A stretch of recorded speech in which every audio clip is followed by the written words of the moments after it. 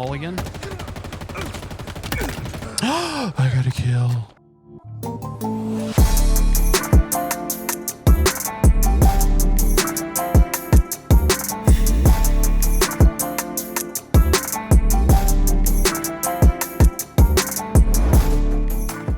Are you tired of signing up for Newegg Shuffle every single day, checking out the Zotac queue or the AMD queue, and just hoping that you will find a GPU for a price that is actually decent? Some of you could be waiting for over a year, like I've been on the EVGA list for a 3080.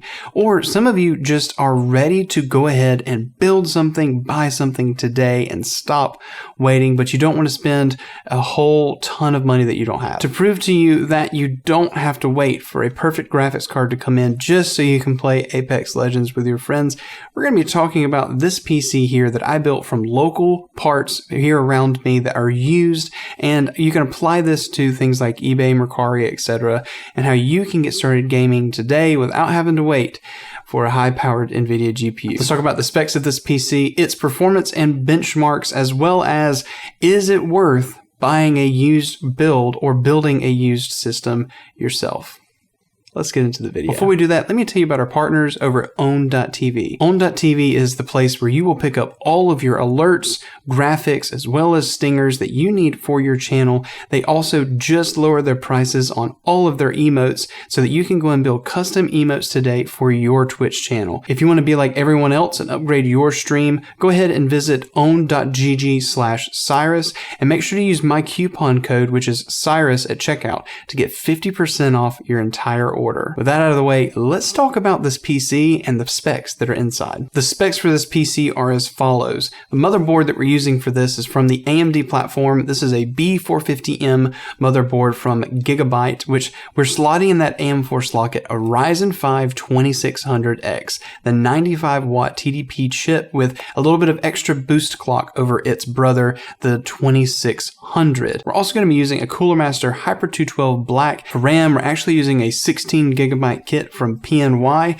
It's running at 3200 megahertz with a cast latency of 16. And for the graphics card, we have an NVIDIA GeForce GTX 1660 that is a 6 gigabyte VRAM card that's GDDR5. For storage, we're actually using a 240 gigabyte SSD from Western Digital, as well as a 1 terabyte Toshiba hard drive for game storage. All of that is being housed inside an NZXT all black case and powered by an EVGA 600 watt power supply. One of my favorite things about this case is actually that there is no RGB anywhere in here. The motherboard has a little bit of a breathing green light, but you can easily turn that off. And I've honestly kind of learned to love the simplicity of looking at a build that just doesn't have RGB.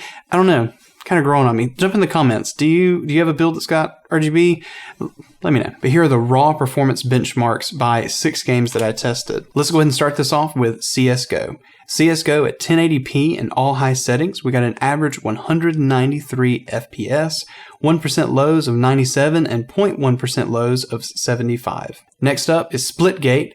Epic settings at 1080p, and we got an average of 271 FPS with 1% lows at 96 and 0.1% lows at 4 FPS.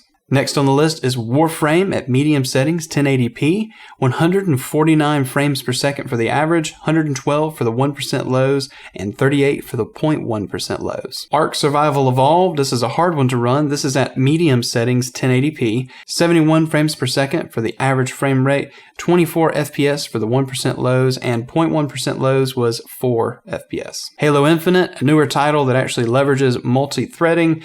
This is actually 71 FPS for the average, 41 for 1% lows, and 0.1% lows was down to 1 frame per second. And last but not least is New World, 1080p, low settings. We are at 86 frames per second for the average, 47 for the 1% lows, and 14 for the 0.1% lows. Looking at those 1% lows and 0.1% lows, we could probably bring those up by putting a frame rate cap in our games to make sure that we can have a more even frame time and allow our system to be more consistent.